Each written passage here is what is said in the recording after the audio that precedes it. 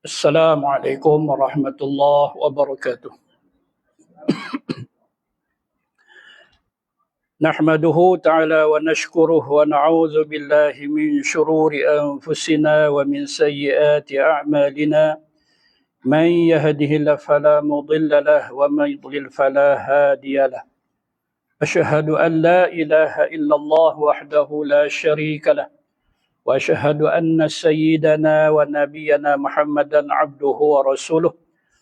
اللهم فصل وسلم على سيدنا محمد وعلى آله وصحبه أجمعين.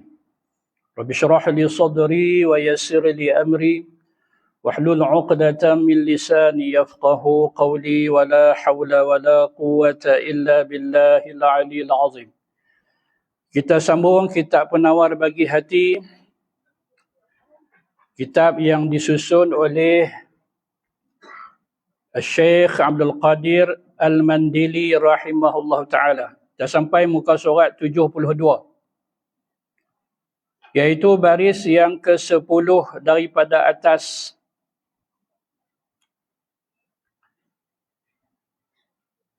Dan ketahui olehmu bahawasanya zuhud itu beberapa pangkat. Pangkat sini boleh kita sebut tentang kedudukan. Dia ada beberapa kedudukan.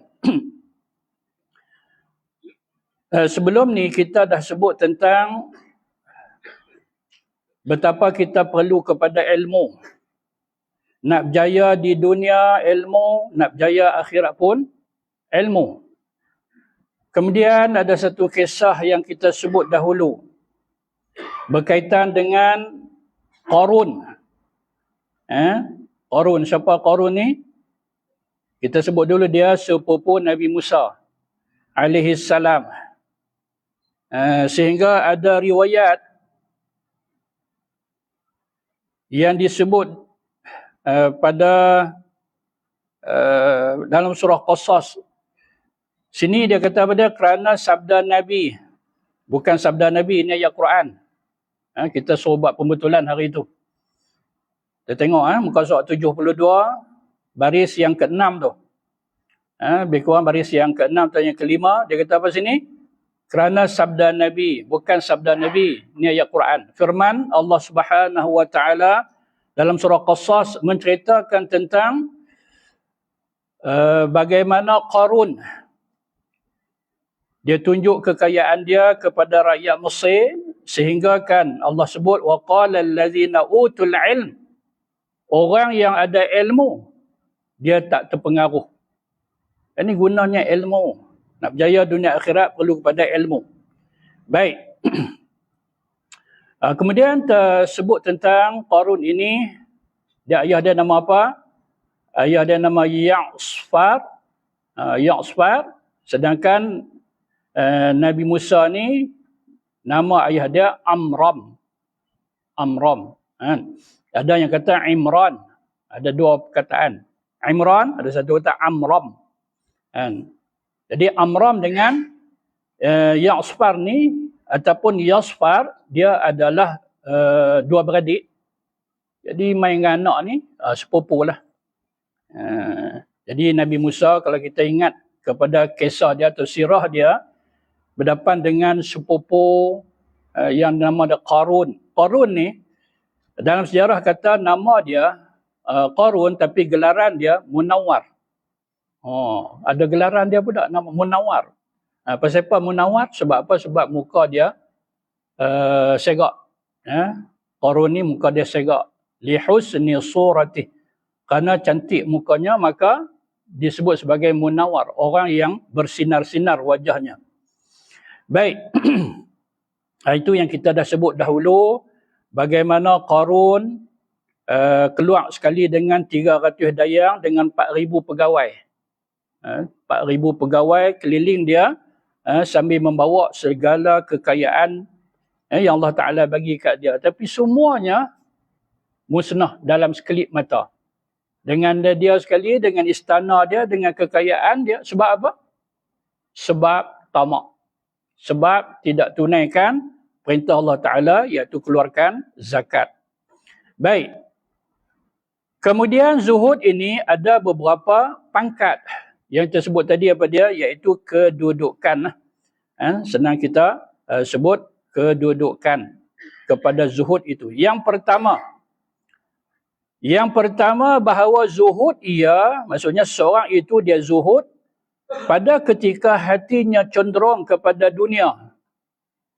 Dia minat lagi, dia mau, dia teringin apa-apa yang berkait dengan dunia. Kemegahan, kekayaan, pujian, semua kata dunia lah. Maka dia nak juga pujian, sanjungan, nak kemegahan tertentu. Tapi dalam waktu yang sama, dia duk melawan. Istighfar dia, ya Allah, awak jadi macam ni lagi. Begitu. Tapi hati dia masih cenderung terpikat. Tetapi bersungguh-sungguh ia pada melawan akan hatinya. Itu yang kita sebut tadi tu. Istighfar dia, ya Allah, awak jadi macam ni. Duk kata macam tu, mau pula. Seronok pula. Kan? Habis-habis dia duk mengucap-ngucap tu, tiba kawan telefon. Oh, nak jadi pula. Kan? Begitu. Selang-seli lah. Kita kata selang-seli. Kan? Pangkat ini bukan zuhud. Jadi kita sebut apa? Kedudukan ini bukan zuhud yang sebenar lah. Bukan zuhud yang sebenar. Tetapi permulaan bagi zuhud. Step yang pertama lah. Masih ada harapan. Untuk seorang ni nak pergi ke zuhud, masih ada harapan. Sebab apa? Sebab ada perlawanan itu. Kalau kata duk turut, ini bukan zuhud. Nak sesuatu yang kita kata kait dengan dunia, apa dia, iaitu duit ringgit, pangkat, terus dia buru. Tak peduli apa dah. Tak teringin nak melawan. Ini bukan zuhud. Tapi ini masih ada harapan untuk zuhud. Di kata sini iaitu permulaan kepada zuhud. Kedudukan yang kedua, bahawa liar hatinya daripada dunia. Dia tak mau pada dunia ni. Dia tak suka langsung. Dan tiada cenderung ia kepadanya sama sekali. Tak berminat kepada dunia. Kerana mengetahui akan bahawasanya tiada bisa menghimpun, tak boleh menghimpun akan dunia dan akhirat. Tak boleh dua sekali. Dia tahu tu. Kalau aku nak kepada dunia, aku tak dapat akhirat. Kalau aku nak akhirat, buat apa yang dunia ni? Begitu. Jadi, yang kedua ini, hati dia tak mau langsung. Tak teringin langsung. Dia berfikir bahawasanya akhirat lebih membawa keuntungan. Maka mudah hatinya dengan meninggalkan dunia itu. Senang untuk dia ketepikan atau dia tolak dunia itu. Kerana mengetahui ia akan bahawasanya akhirat itu lebih baik daripada dunia. Seperti murah hati mereka yang membeli akan permata yang indah dengan RM1. Itu contoh dia lah. Contoh, tak apa kita baca lah contoh Syekh ni. Nak beli permata yang indah dengan RM1. Kat mana tu? Siapa jual? Permata. Permata pun kita ingat, mana ada harga RM1. Indah pula tu. Tak apalah, itu contoh dia. Sekalipun kasih ia akan wang yang RM1 itu. RM1 itu amat dia berhajat. Perlu sangat. Simpan lebih baik untuk suatu yang lebih kita kata lebih membawa kepentingan daripada permata yang indah untuk apa? Tapi dia beli juga. Kan? Nak buat contoh lain, buatlah contoh lain. Macam contoh ni tak happy ya. Permata yang indah harga RM1, siapa lah nak jual? Begitu kan? Melainkan ada sesuatu di sebalik. Itu cerita lain tu kan. Sesuatu di sebalik jual beli tersebut. Macam cerita dulu lah. Tukar lembu sekok dengan beberapa biji benih. Tu cerita dulu lah kan. Begitu. Tak masuk akal balik apa ni. Kan? Mana lembu kita, dia kita tukar dengan ni. Rupa cerita tu lah kan. Yang pakat tahu tu. Naik pokok sampai ke langit tu. Begitu. Tapi itu cerita lain. Kan? Yang ni permata indah yang mahal, tiba dapat ditukar ganti dengan RM1. Walaupun dia perlu kepada RM1 itu, tapi dia beli juga. Dia beli juga. Dan ini zuhud yang lebih rendah, masuk pangkat yang kedua lah. Saya di sini kata 3 ya. Sini dia kata 3 pangkat. Yang ketiga, ni nombor 1. Yang kita tak baca lagi tu. Dia kata, yang ni yang rendah, maksud ni nombor 2. Yang tadi tu tak nombor 3 lah. Permulaan zuhud. Begitu kan. Baik. Maknanya apa dia? Makna dia ada juga hati dia kepada dunia tu. Kan? Ada hati kepada dunia tu. Jadi kedudukan zuhud yang macam ni dia tak capai kepada matlamat zuhud yang sebenar. Jangan perlu kepada RM1 yang simpan. Permata yang indah ni dunia. Apa? Kawan nak jual RM1. Maksud ada juga hati dia terpuk juga dengan dunia. Begitu. Sebab itu Syekh Abdul Qadir dia kata ini nombor 2 lah kita kata kan. Rendah. Sebab ada juga keinginan kepada dunia dia. Baik, kita lihat yang ketiga. Pangkat yang ketiga, bahawa tiada cenderung hatinya kepada dunia sama sekali. Tiada lihat, dia tak peduli. Ada, tak ada, sama aja. Dia begitu. Segi dunia tu.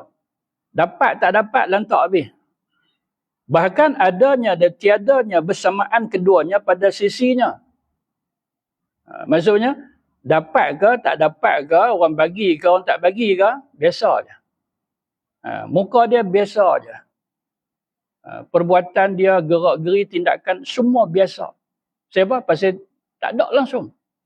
Tak ada langsung dunia pada diri dia. Bukan kata tolak terus, bukan kata benci sesungguh-sungguh. Sebab ada ya Quran yang Allah Ta'ala suruh kita terlibat dengan dunia. Setakat mana kepentingan kita, keperluan kita ketika hidup di dunia ini semata-mata. Yang membawa kebaikan kepada akhirat. Baik. Kalau ni kita sebut tentang akhirat tu, maksudnya apa dia? Maksudnya apa pun yang membawa kepada kebaikan akhirat, membawa kebaikan kepada akhirat, itulah yang sebenar. Tapi kalau tidak bawa kebaikan kepada akhirat, walaupun perbuatan itu atau pekerjaan itu zahirnya akhirat, tapi tidak membawa kebaikan akhirat kita, itu bukan dalam pengertian zuhud ataupun dalam pengertian yang kita kata orang yang ingin kena kepada akhirat. Bukan. Sebab apa? Sebab kita buat contoh kan. Macam semayang. Okay, semayang tu rupa zahir je akhirat. Semayang kan. Tapi kalau daripada semayang dia menyebabkan dia diseksa di akhirat, apa faedah semayang dia? Kalau kata dunia. Tapi kalau membawa kebaikan akhirat dia, sebenarnya itu bukan dunia. Jadi kita nak kena faham yang tu, akhirat dengan dunia tu. Apa yang membawa kebaikan akhirat, itulah akhirat. Kan? Kalau tidak membawa kebaikan di akhirat dia, walaupun amalan tu amalan akhirat, itu bukan. Itu bukan akhirat. Sebab apa? Sebab ini yang kita kena faham. Dan ulama' kata, walaupun seorang itu semayang, kita tengok ayat Quran kan, fawailul lil musallin. Nampak? Kena wail juga. Kena seksa juga, walaupun dia semayang. Imam Hasan Basri dia kata apa? Dia kata seorang yang tidak khusyuk ketika semayang, akan diazab dengan azab yang berat. Walaupun mereka semayang. Begitu. Jadi ada kaitan juga dengan zuhud pada bab tersebut. Jadi kita tengok di sini dulu. Orang yang tahap yang ketiga ini, bab dunia dia, dapat ke tak dapat, itu bukan perkiraan dia. Bukan kehendak dia. Dan adalah harta benda pada sisinya seperti air. Seperti ayam. Maksudnya apa? Maksudnya air yang mengalir turun ke bawah hilang, resap macam tu. Dan ada pula perkataan yang lain, orang-orang yang zuhud ini kan, apa yang diberinya seperti mana yang liuk, yang dia luah keluar kan, macam tu saja, tak ada teringin nak kutip balik. Tu yang disebut sebagai orang-orang yang zuhud. Keluar daripada dia macam ayat yang mengalir begitu saja, berarti dia tak ingin nak ambil balik. Dia ada kisah di sebalik itu. Ada kisah sebalik itu. Kisah sahabat dia iaitu Ja'far, abang kepada Sayyidina Ali. Ja'far. Kan? Ja'far ni dia tak sama dengan adik dia. Adik dia Sayyidina Ali ni orang susah sikit. Kan? Ja'far ni orang yang terlibat dengan perniagaan, adalah rezeki dia lebih. Satu hari seorang masuk ke dalam masjid. Dalam masjid itu ada dia. Sedang solat. Sayyidina Ja'far sedang solat dalam sebuah masjid. Jadi bila dia duduk tengah semayang, kau ni pun masuk nampak. Tak kenal. Siapa yang semayang tu dia tak kenal. Tak apa, dia pun sembahyang. Bila dia sembahyang, habis sembahyang, dia pun berehat. Berehat, letih. Rupanya dia daripada perjalanan yang jauh. Bila dia bangkit daripada tidur, dia rehat-rehat tu, terlelap, jaga-jaga, dia cari duit dia tak ada. Dia cari duit dia, yang dia bawa tadi, dia tak tepi dia masa dia semayang. Habis semayang tu letih dia tidur, tepi duit dia, tengok duit dia tak ada. Bila duit dia tak ada, maka dia tuduh Sayyidina Ja'far yang ambil. Kan? Pasal tak ada siapa. Masuk tadi, berdua. Mangkit-mangkit daripada tidur ni nampak berdua. Habis hingguk kawan tu. Tuan, mana duit saya? Tuan ambil tadi, mana duit saya? Ambil balik. Ni saya nak, ramai balik. Kan? Bila dia minta macam tu, paksa, tuduh kawan ni mencuri, padahal ni Sayyidina Ja'far. Apa yang Sayyidina Ja'far kata? Tuan, berapa banyak duit tuan tadi? Nampak? 1,000 dinar? Sat. Tuan tunggu di sini. Saya pergi ambil duit 1,000 dinar. Pandai curi duit aku, hampir sorok kat mana? Sayyidina Ja'far ni, dia tak kata apa. Padahal duit 1,000 dinar tu dia punya. Siapa punya? Sayyidina Ja'far punya. Tapi duit kawan ni, macam mana boleh tak ada? Dia ada cerita dia lah. Tak apalah. Dia pun tunggu. Jangan lari, aku tunggu. Sayyidina Ja'far ni balik. Ambil duit 1,000 dinar, main masjid, bagi ke dia. Bagi ke dia. Bila bagi ke dia, tak ada kata terima kasih. Kawan ambil duit dia. Nak kata terima kasih apa? Lain kali jangan buat macam ni lagi. Dia bagi amaran tu. Ambil duit keluar. Bila keluar,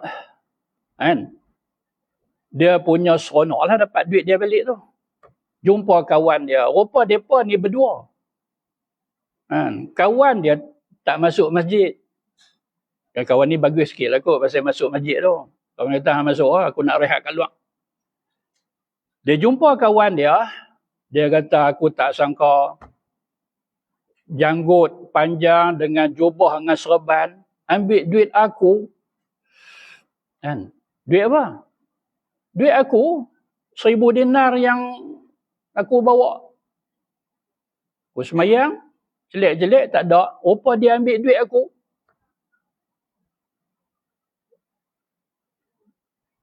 Ni hang ambil mana ni? Dia tunjukkan duit 1,000 yang ambil mana. Dia kata kawan tu bagi balik. Hang pi bagi balik dekat dia. Hang pi bagi balik dekat dia. Duit hang tu aku tolong jaga. Rupanya kawan dia, awak lambat ni. Dia buat apa? Tak keluar-keluar. Masuk masjid. Masuk masjid tengok apa tengah tidur. La ilaha illallah, dia tidur sini. ambil duit tolong jaga. Ambil duit dia tolong jaga.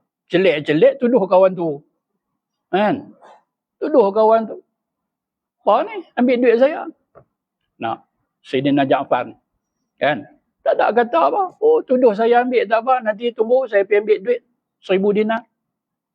Hang pergi bagi balik ke dia. Tu duit dia tu. Duit hang ada kat aku. Aku tolong jaga.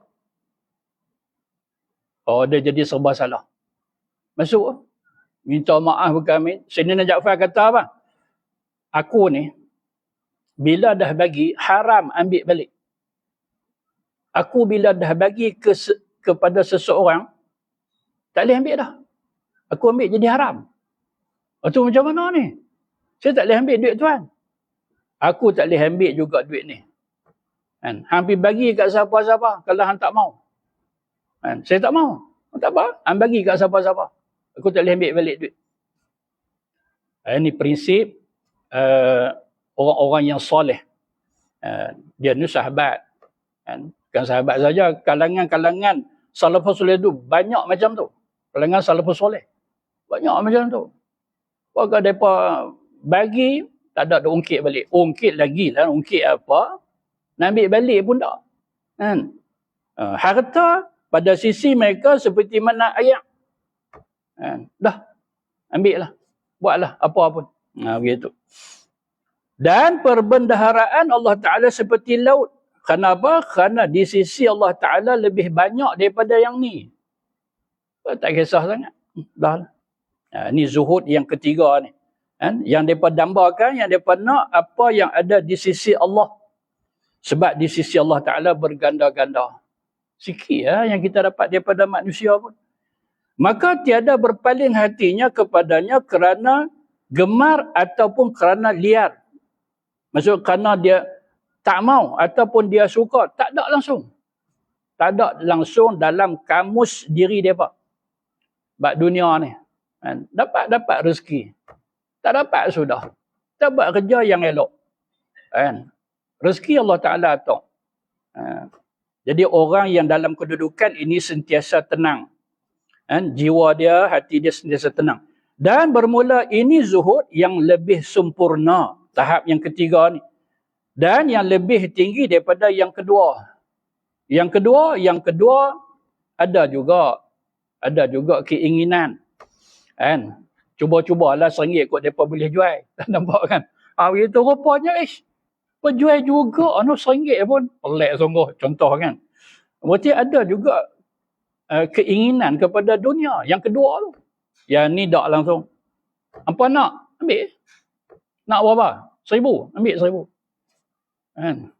Begitu.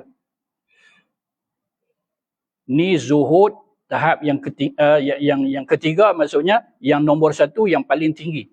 Kerana yang benci akan suatu berbimbang ia dengan dia. Bila kita tak suka, fikir juga benda yang kita tak suka tu. Jadi zuhud yang ketiga ni tak ada apa.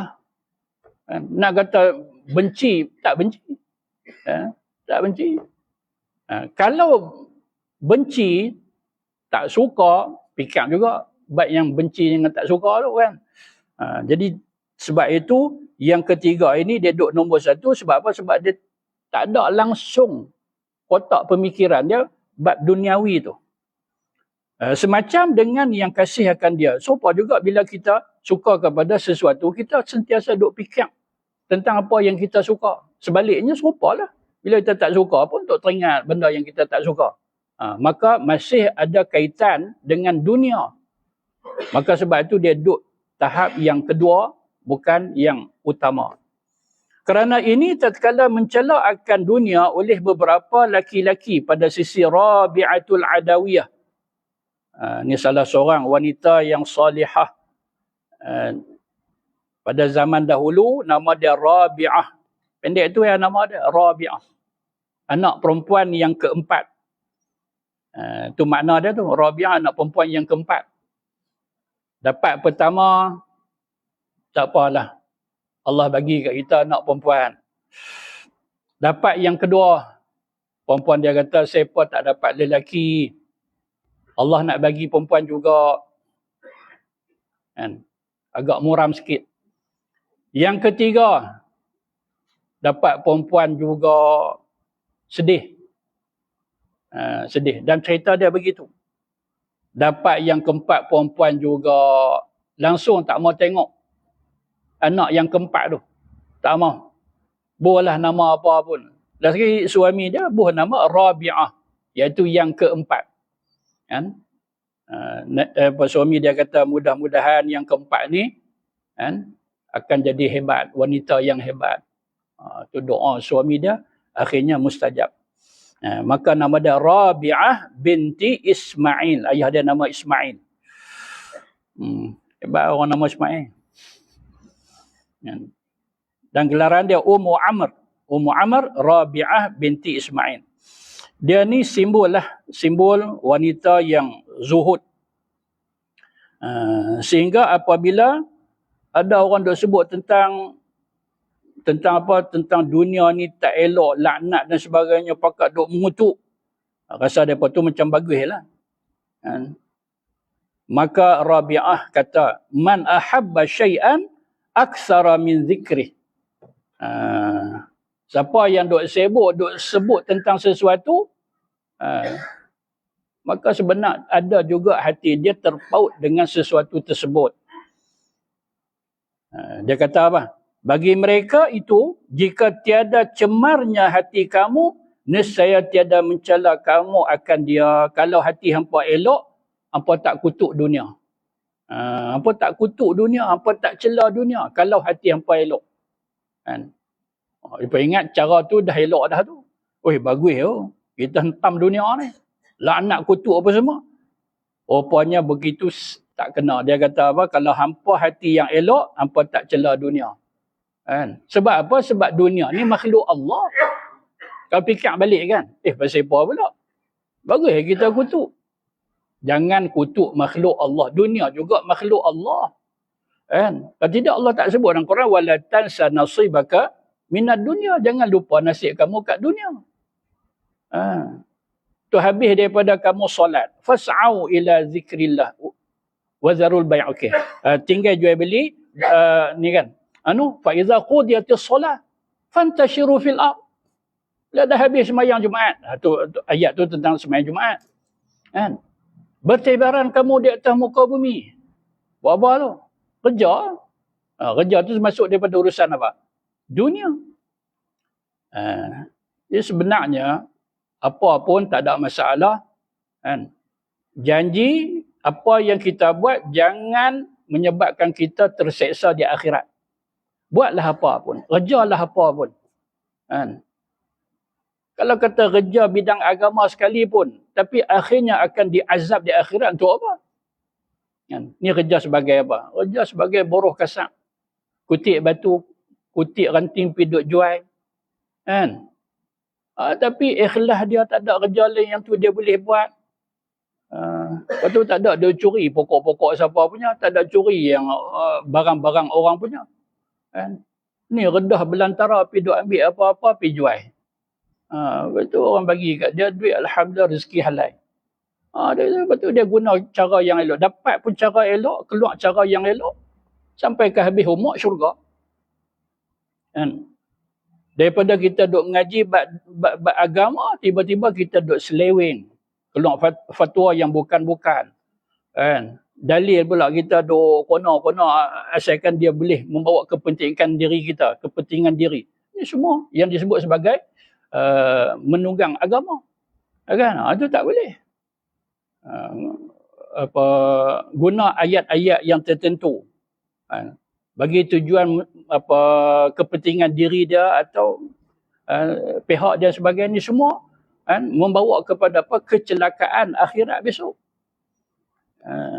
Bukan kata bila kita baca Quran itu, ayat-ayat itu akan menjadi pembela kita. Bahkan Quran juga dia boleh menjadi pendakwa kepada kita. Baik. Kerana inilah tatkala mencela dunia di hadapan Rabi'ah Adawiyah, maka itu yang dia jawab. Hati hampa kalau bersih, hampa tak kutuk dunia. Intaha. Apa maksud intaha? Selesailah perkataan dia tu. Intaha maksudnya tamat perbualan dia begitulah. Dibawa kepada Siti Aisyah radhiyallahu anhuma 100,000 dirham. Maka tiada liar ia daripadanya, tetapi membahagi-bahagikan akan dia semuanya pada hari itu, tiada ada tinggal di sisinya sesuatu. Ada orang bagi kepada 100,000 dirham. Kan? Dia tak tolak. Kan? Dia tak tolak.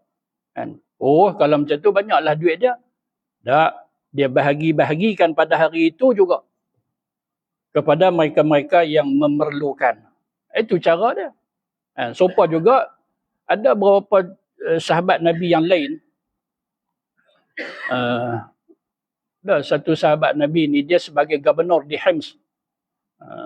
Nama dia saya tak pasti. Dia ni apabila Sayyidina Umar buat pemantauan, melihat segala gubernur-gubernur di bawah jajahan dia, sampai ke Hims. Hims salah satu kota di Syria.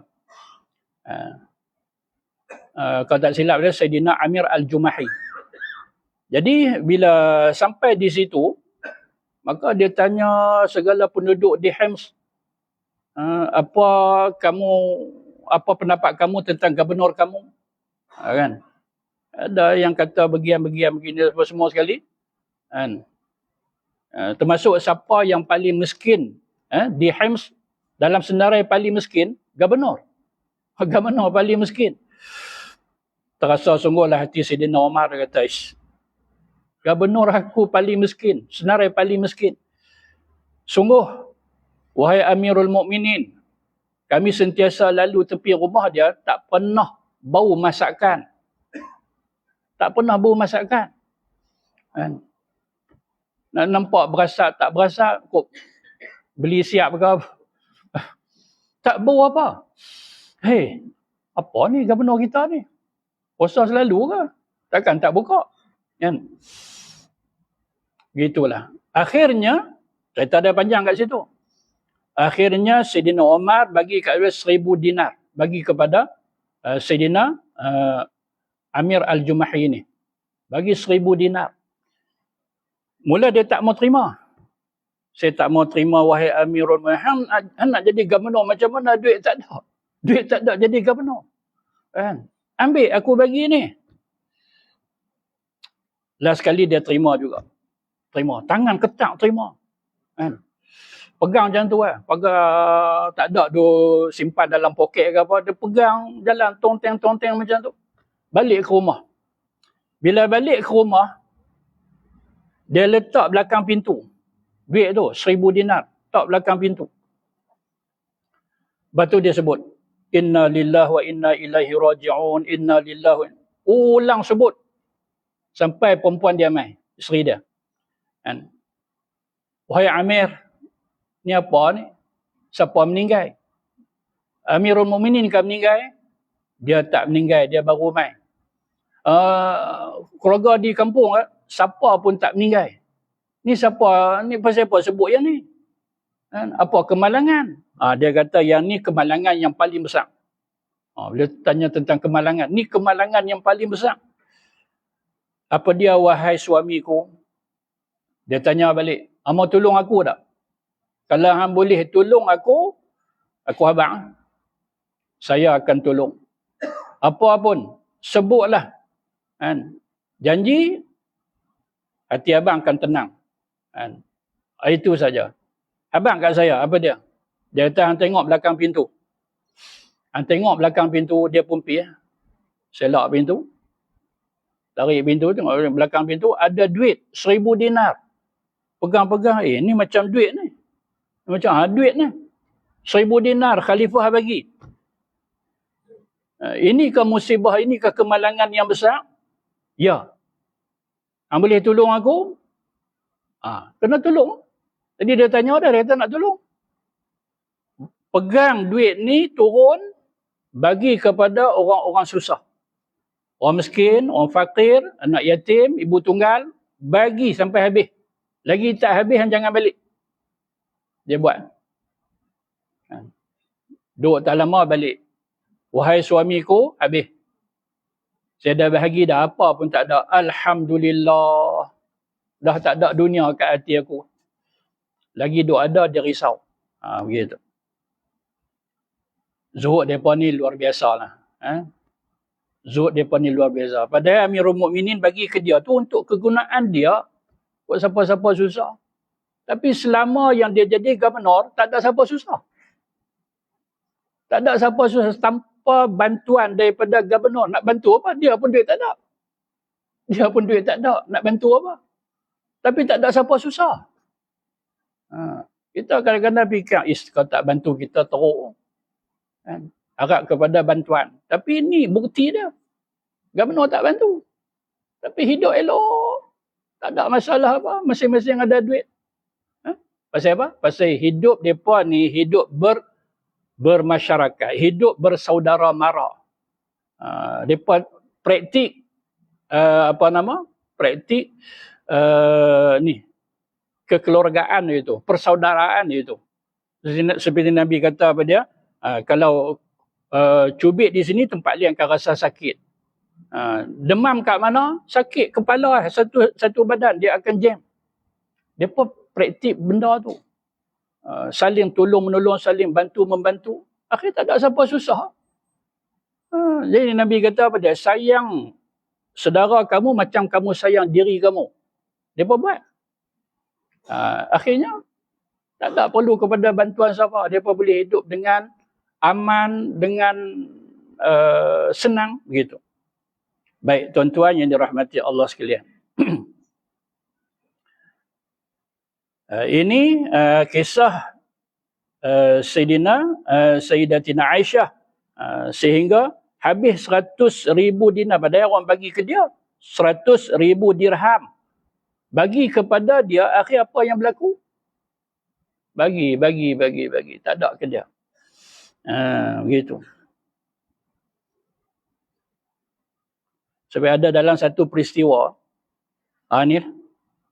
di bawah ni. Maka berkata khadamnya baginya. Rupa kisah ni sekali dengan yang di bawah tu. Jika engkau beli dengan 1 dirham, simpan dah sikit 1 dirham. Dapat 100,000 dirham. Habis. Dia bagi ke orang. Khadam dia kata apa? Puan, kalau puan simpan 1 dirham, habuan kita beli daging, beli sesuatu kan, untuk berbuka puasa, engkau atasnya. Sebab apa? Sebab Aisyah ni puasa. Simpan 1 dirham pun tak apa, habuan beli makanan berbuka puasa. Maka menjawab ia, jika engkau peringat akan daku tadi, abang awal-awal, niscaya memperbuat oleh aku akan dia. Abang awal-awal aku simpan dah 1 dirham. Kan? Tapi hang tak abang, habis. Maka ini pangkat terkaya dan ia lebih sempurna daripada pangkat zuhud. Maksud apa? Maksud tak fikir langsung kepentingan diri. Tak fikir langsung. Apa pun untuk orang lain. Adalah. Tapi tak ada fikir yang tu. Ni pangkat zuhud yang paling tinggi sekali.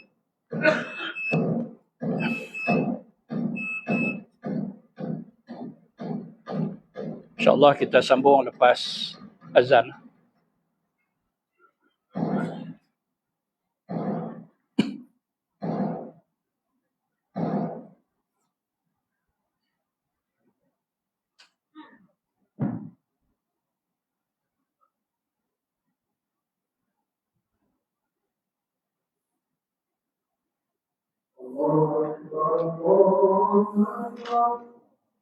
Allah Akbar.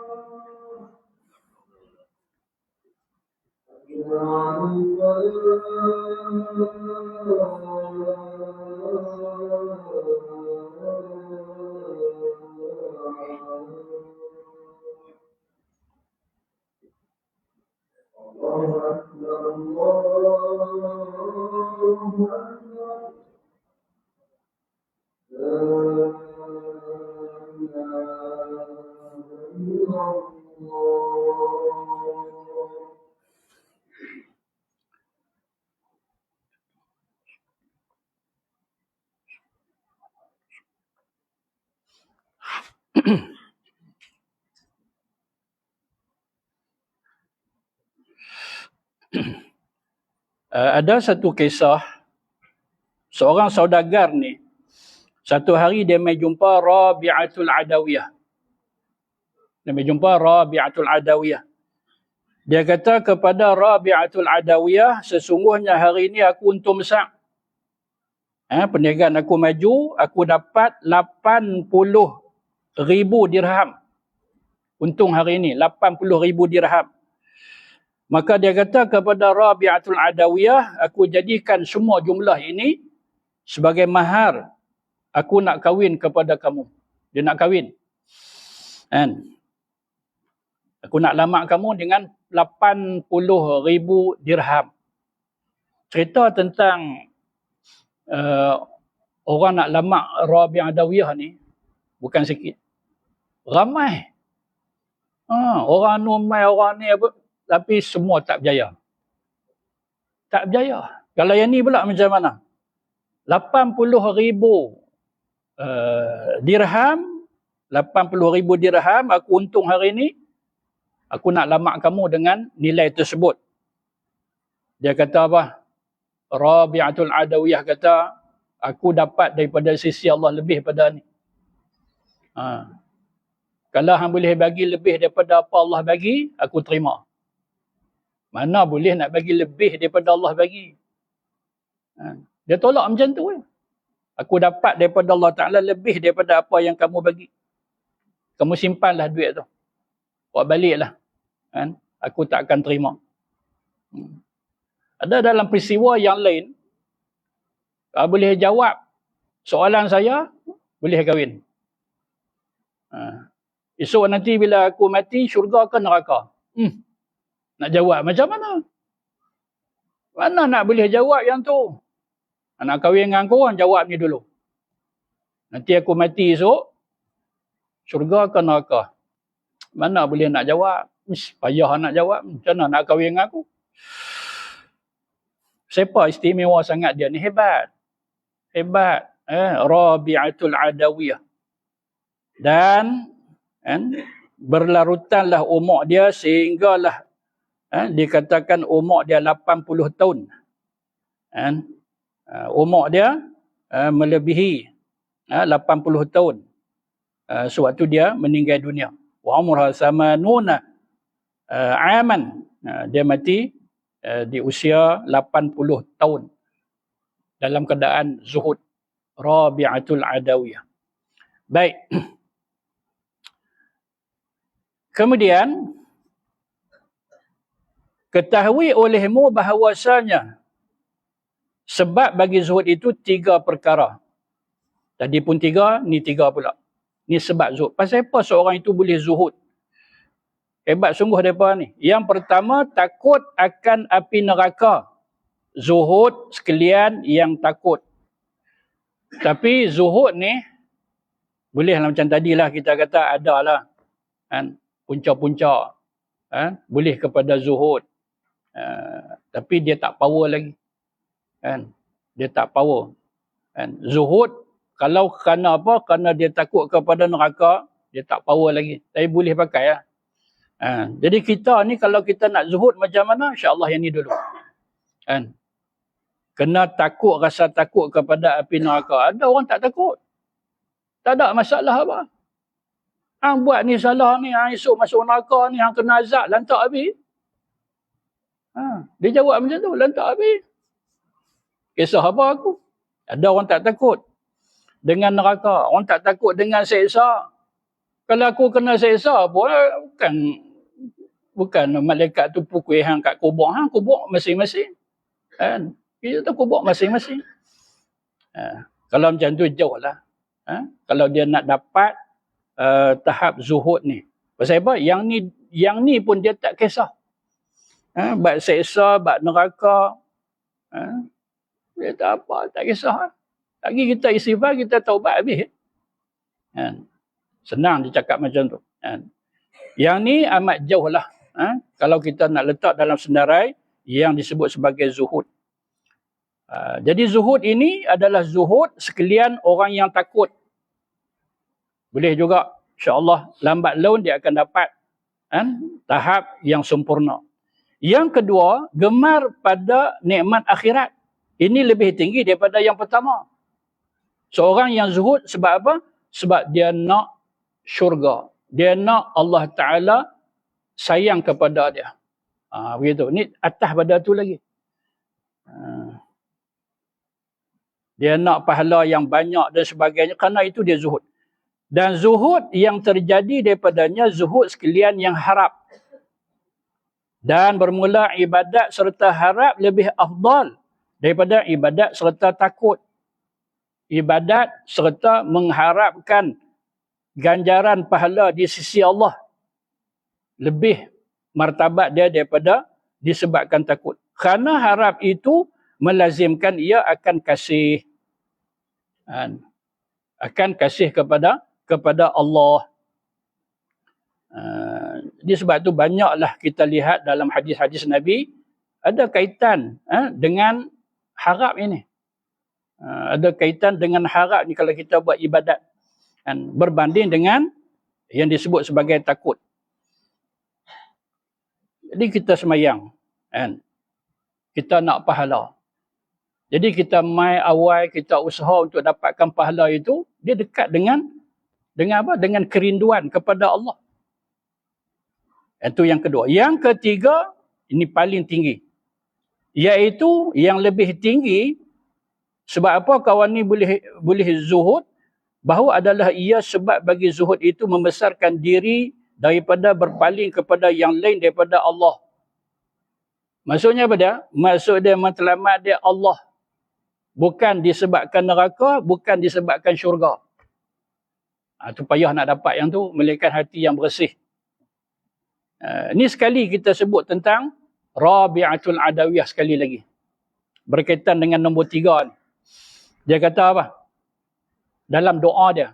Allahumma inni a'buduka laysa khawfan min narika. Ya Allah, sungguhnya aku beribadat kepada kamu bukan kerana takut api neraka kamu.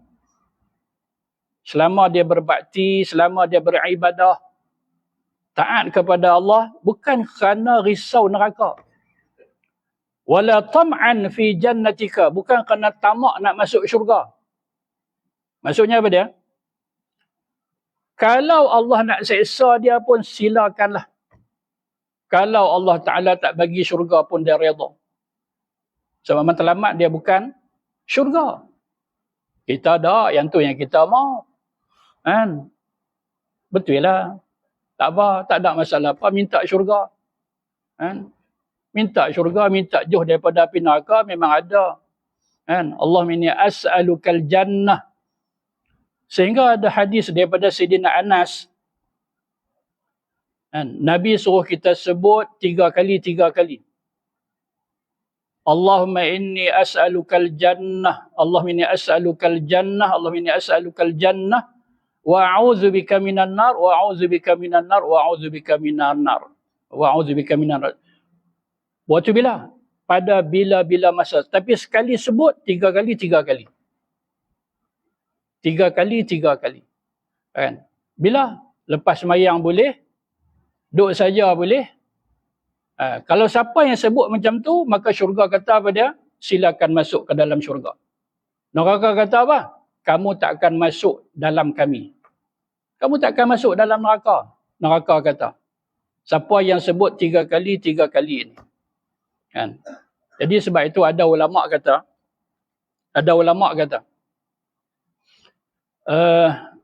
bila sembahyang maghrib dan subuh, 7 kali, 7 kalilah. Kan? Allahumma inni a'udzu Allahumma inni a'udzu bika minan nar. Kan? Allahumma inni apa dah? Ayat dah tu? Allahumma ajirni. Kan? Allahumma ajirni minan nar. 7 kali maghrib, 7 kali subuh. Syurga tak ada sebut. Kan? Tetapi selain daripada maghrib dengan subuh, maka sebut yang ni. Pasal apa? Pasal tak ada hadis yang berkaitan dengan permintaan minta jauh daripada neraka subuh dengan maghrib. Subuh dengan maghrib 7 kali, 7 kali. Tapi Ustaz kalau macam zuhur, ni yang ulama' sebut. Bila zuhur, maka sebut 3 kali ni, 3 kali yang tu. Allahumma inni as'alukal jannah, Allahumma inni as'alukal jannah, Allahumma inni as'alukal jannah, wa a'udzubika minan nar. Wa a'udzubika minan nar, wa a'udzubika minan nar. 3 kali, 3 kali. Itu salah satu cadangan. Kan? Tak ada pun nak jumpa dalam mana-mana buku. Tak ada sebut pun. Memang tak sebut. Memang kita payah nak jumpa. Tapi ada satu keterangan dalam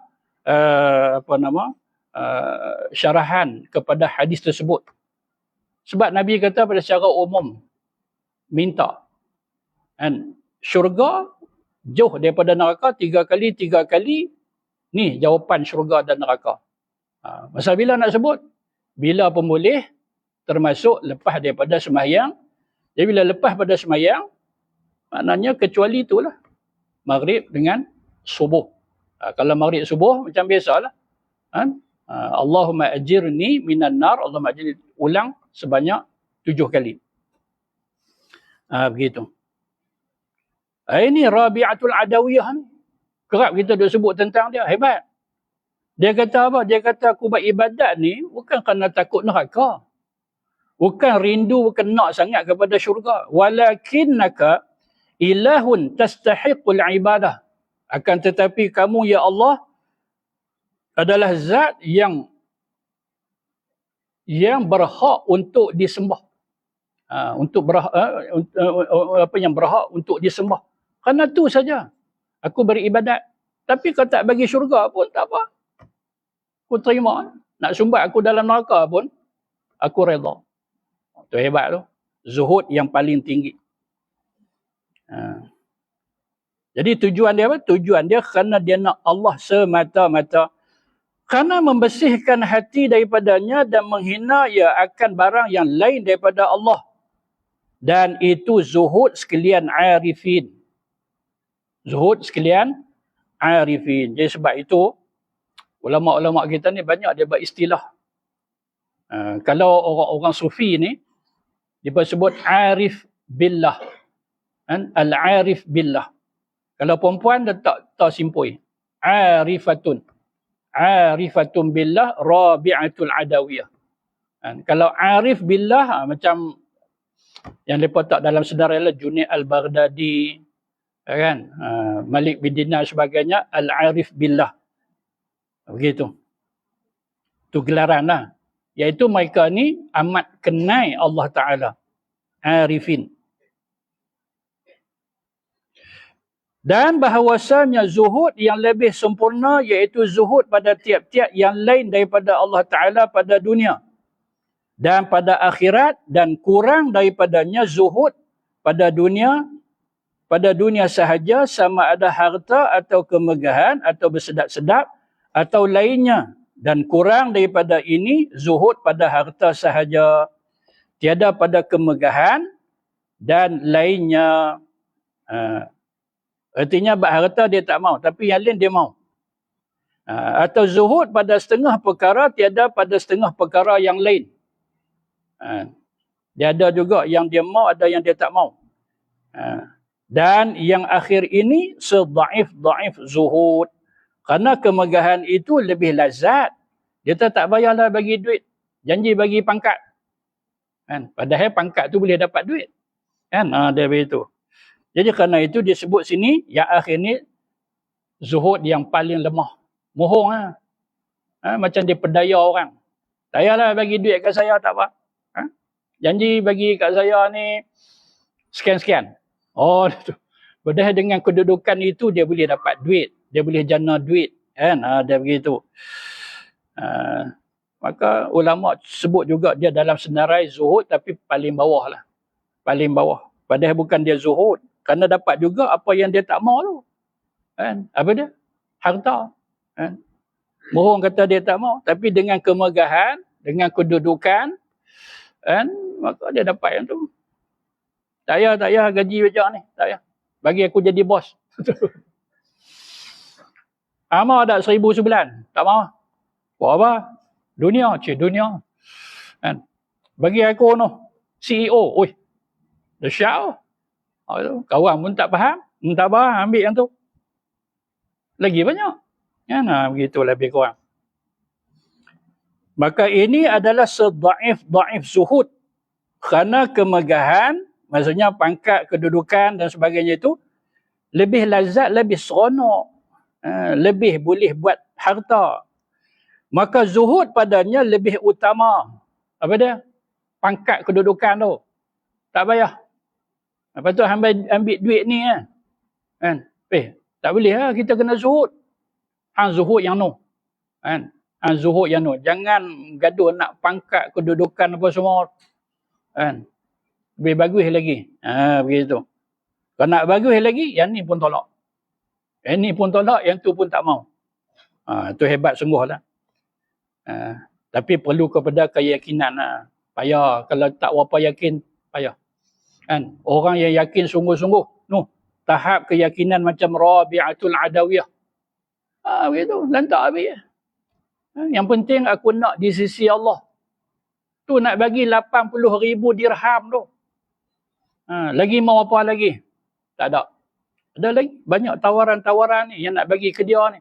Tak mau. Saya hampa ambil simpan lah, buat balik. Aku nak apa yang ada di sisi Allah. Dan bahawasanya perbezaan antara zuhud dan fakir. Bahawasanya zuhud itu terasing ia daripada dunia. Maksudnya apa? Maksudnya dunia bukan tolak habis. Bukan tolak habis. Tu macam mana kita nak faham ayat-ayat Quran yang ada kaitan dengan dunia. Tu sahabat-sahabat Nabi sendiri berniaga, takkan dunia yang tu. Begitu. Maksudnya untuk keperluan. Dunia landasan untuk bahagia akhirat. Dia gunakan kesempatan dunia untuk senang dalam kubur dia. Nanti di alam akhirat bermula daripada padang mahsyar dan seterusnya. Dia guna untuk ni, untuk kesenangan akhirat dia, dunia dia. Sebab itu ada riwayat yang kita baca dah dulu pada sebagai ladang akhirat dunia ni. Dunia sebagai mazra'ah akhirat. Jadi kita buat di sini, kita akan dapat hasil di mana? Akhirat besok. Begitu. Ada duit. Infak. Lagi kita buat apa lagi? Saham-saham akhirat banyak. Wakaf. Ni tanah saya, ni geran saya, ubah milik. Tak apa, gunalah. Untuk perkuburan ke, untuk apa lagi dewan untuk masjid. Kita dengar kata ada hari tu sebut tentang dewan. Tanah tak cukup, ambil tanah saya. Begitu kan. Jadi tanah-tanah sebagai dunia lah tu. Tapi untuk akhirat. Kerana taat serta kuasa ia atasnya. Padahal boleh sangat dia dapat, dia mampu, tapi tak. Kan? Kerana nak tegakkan syiar Allah Ta'ala, dia lepas. Padahal dia boleh ambil, dia boleh simpan, dia boleh gandakan lagi kemewahan dia, tapi tak. Untuk memartabatkan agama. Adapun jika terasing engkau daripada dunia, pada ketika gemar engkau padanya, maka itu dinamakan fakir. Adapun jika terasing engkau daripada, maksud tak ada apa. Apa pun tak ada. Kan? Itu nak kata zuhud apa? Apa pun tak ada. Kan? Maka inilah nama dia fakir. Kalau ada, tapi dia tak mau bagi ke orang, buatlah apa pun kebajikan. Itu baru nama dia zuhud. Kan? Zuhud. Jadi jangan pula kita salah faham kalau zuhud ini, kan, mesti dia ni pakaian dia bagian, tak ada rumah, tak ada kereta, jalan kaki, itu zuhud. Kan? Baju pun koyak-koyak. Kan? Itu bukan zuhud. Kan? Itu yang kita kata ni, apa dia? Fakir. Kan? Fakir. Yang zuhud orang yang mampu. Tapi dia guna sekadar sahaja. Untuk keperluan, secara sederhana dia, yang lebihnya untuk akhirat. Itu baru nama dia zuhud. Jadi sebab itu kita lihatkan orang-orang kaya yang sentiasa buat jamuan, bagi bantuan, panggil, pulak bantuan kadang dia pergi jumpa, dia buat rumah besar-besar untuk orang-orang yang susah. Amailah nak berenang kat rumah dia. Ada kat Selangor. Rumah besar. Dia buat kolam, tanah lebar. Dua tiga tempat dalam kawasan pagar rumah dia. Lepas tu ada hari-hari dia kata amailah. Untuk orang kampung, untuk budak-budak sekolah, ni budak perempuan, ni budak lelaki. Ada kat Kuala Selangor. Dia buat rumah besar-besar untuk orang kampung nak berseronok. Dia buat satu lagi, tu habuan dia lah tu. Habuan dia dengan keluarga dia. Ni satu lagi untuk orang kampung. Tiap-tiap minggu mai. Buat jamuan, bagi kain pelekat seorang satu. Kain pelekat, duit tangan pun ada. Dia bagi. Tiap-tiap seorang envelope, kain pelekat. Makan balik. Seminggu sekali buat macam tu. Begitu bagus. Makna dia guna kekayaan dia untuk keseronokan orang lain. Ada yang bawa jamaah haji. Ada. Bawa jamaah haji tiap-tiap tahun 40 orang. Tiap-tiap tu. Dia kutip siapa yang tak pergi lagi. Orang ni hebat. Itu nama dia zuhud. Kalau yang ni yang tak ada apa ni, yang fakir ataupun papa. Kenapa? Kerana ia tiada zuhud. Nak zuhud apa? Benda tak ada. Tetapi ada bagi fakir itu kelebihan atas si kaya. Jangan duk kata ke mereka sangat. Jangan duk kutuk mereka. Mereka ni ada kelebihan yang hebat di sisi Allah Ta'ala. Asal mereka sabar. Itu saja. Asal mereka sabar. Kalau tak sabar, dunia susah, akhirat susah. Dunia susah. Apa pun tak ada. Makan duk kutik-kutik minta simpati orang. Lepas tu duk mengutuk Allah Ta'ala kejam. Orang lain semua seronok, saya jadi susah hidup apa ni. Allah zalim. Dunia susah, akhirat susah. Tapi kalau dia sabar, usaha, ikhtiar, untuk keluar daripada kepompong kemiskinan dia, maka ini kelebihan dia. Iaitu sabda Nabi SAW, yadkhulu fuqara'a ummati al-jannata qabla aghniyaihim bi 500 am. Artinya masuk syurga sekalian fakir umat aku dahulu daripada sekalian orang kaya, daripada kalangan mereka itu dengan 500 tahun. Ya, 500 tahun. Jarak tu. Mereka masuk dulu. Masuk seronok dulu dalam syurga. Lepas 500 tahun, baru si kaya yang boleh masuk. Bukan semua orang kaya. Orang kaya yang boleh masuk syurga. Pun masuk lepas daripada 500 tahun. Itulah yang kita sebut tadi. Orang miskin atau orang yang fakir. Yang redha, yang ikhtiar, yang usaha. Tak boleh duduk macam tu saja. Duduk bertawakal begitu saja. Kena ada ikhtiar usaha. Lepas tu serah kepada Allah.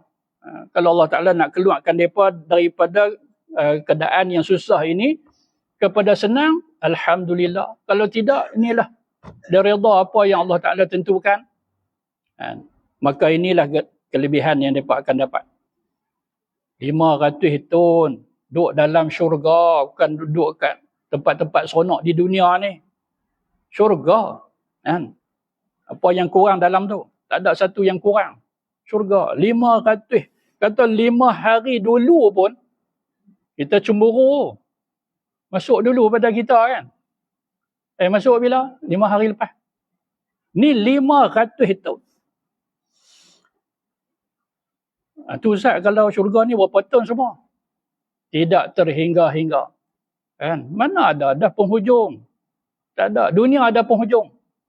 Akhirat tak ada penghujung dah. Duduk dalam syurga terus. Tak ada tarikh apa dah itu. Kan? Terus. Jangan satu lagi ya. Hanya satu. Duduk dalam neraka kalau terus. Allahu Akbar. Waktu inilah kita tentukan. Nak masuk mana? Syurga ke neraka? Nak masuk syurga tanpa neraka ke apa? Pilih daripada sekarang. Mau itu lah. Terus masuk dalam syurga. Tanpa neraka langsung. Ni masuk dulu apa? Masuk dulu, ini lagi masuk. Berat dalam neraka. Seksa dah lebih teruk daripada segala jenis seksa dalam dunia. Neraka tu. Api yang original. Ni api dunia bukan original. Api sungguh. Minta jauh lah, minta jauh. Supaya kita sentiasa mendapat keredaan Allah, mati dapat rahmat Allah, terus ke syurga. Akhirat besok duduk di bawah naungan arash. Taklah susah-susah di bawah sana. Duduk tak lama saja malaikat kata, jom masuk syurga kamu. Tak nak macam tu. Dan pada satu riwayat dengan 40 tahun. 40 tahun. Ada satu riwayat kata, orang miskin ni masuk dulu daripada orang kaya 500 tahun. Riwayat lain pula 40 tahun. 40 tahun pun. Lama juga. Tak usah kita kata 5 hari pun. 5 hari pun tak mau. Awal mereka masuk, kita lambat. Tu macam mana saya nak jadi miskin ni? Kita kalau Allah Ta'ala takdir kita jadi kaya. Guna kekayaan. Kalau macam tu saya nak sedekah banyak-banyak. Lama-lama jadi miskin. Nabi kata apa dia? Tidak kurang harta yang kita sedekah. Tak kurang. Tu bila nak jadi miskin. Tak apa. Rezeki kita ada duit. Sedekah. Kan? Pahala dapat. Masuk pula. Masuk sebab Nabi kata tak kurang. Berartinya ada yang masuk lagi tu. Apabila kita bersedekah. Tapi ramai tak faham. Dia ingat bila dia bersedekah jadi kurang. Tak kurang. Kan? Ma naqasa malun min sadaqah. Lagi apa lagi? Itu satu doa malaikat yang masyhur. Allah ma'a'ati munfiqan khalafa. Ya Allah bagi kepada orang yang sentiasa membantu, yang dermawan, yang pemurah, gantian semula. Keluar masuk. Tak masuk ke sini, masuk ke sini. Pintu banyak. Tak masuk bawah, masuk atas. Tiba-tiba keluar ke bawah. Gitu. Tengok tuan-tuan. Saya banyaklah kejadian macam tu, dia tak mahu abang. Dia tak mahu, abang lagi apa kata ikut tanya pula. Gitu. kita dapat ni, kita dapat sesuatu yang Allah Ta'ala janjikan, kita dapat. Begitu. Banyak kisah-kisah. Sekali kita bagi dekat kawan kita, tak niat apa pun. Saya kesian ke dia, dia susah, duit dia terputus. Kan? Keluarga dia tak hantar lagi. Masa mengaji dulu. Kan? Dengar-dengar dia ni, duit dia terputus. Terus kita pergi jumpa. Bagi. Kan? Saya buat pasal kesian. Tak ada apa. Tak ada niat nak esok bayar balik ke apa ke. Habis-habis itu saja, masuk dekat kita, masuk kat poket kita, gantian semula secara cepat. Balik daripada rumah dia, tiba-tiba selisih dengan satu kereta, berhenti, ulung satu envelope kat saya. Satu envelope kat saya. Itu apa dah, ambil. Kan? Dia kata sedekah, ambil. Bagi kat saya. Hadiah dia bagi. Gitu. Tengok, ya Allah. Duit tunai duduk dalam envelope. Gitu. Baru fikir, ya Allah, betul apa Allah Ta'ala sebut ni. Apa yang Nabi sebut. Kan? Gantian semula, masuk balik. Tak kurang duit kalau kita bersedekah. Maka ditanggungkan riwayat 500 tahun itu atas mendahului fakir zahid atas yang gemar pada dunia, dan riwayat 40 tahun pula itu atas mendahului fakir yang loba atas kaya yang loba menyebut akan dia. Baik, yang ni kita akan hurai semula. Beza. Depa ni fakir. Tu macam mana pula yang 500 tahun masuk dulu, ada yang 40. Beza kedudukan si fakir antara dua fakir tersebut. Ini kita akan hurai lepas pada ni, insya-Allah kuliah kita yang akan datang kita akan hurai. Ni perbezaan. Yang dulu masuk 500 tahun beza dengan yang 40 tahun tu pikuk mana. Dia ada huraian dia kat sini. Rupanya ada fakir yang ada perasaan loba, haloba. Kan? Teringin. Kerana tu dia kurang sikit kedudukan dia berbanding dengan fakir yang tak ada apa langsung kat hati dia. Begitu, insya-Allah kita akan hurai dua keadaan ini pada kuliah kita yang akan datang, insya-Allah. Wallahu ta'ala a'lam.